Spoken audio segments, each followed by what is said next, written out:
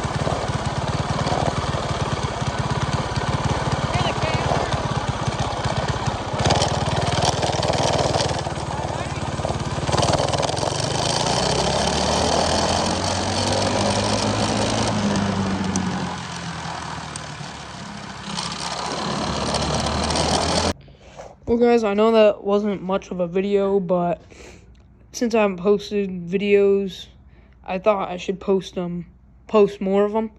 So I'll show you the videos that are gonna be coming out.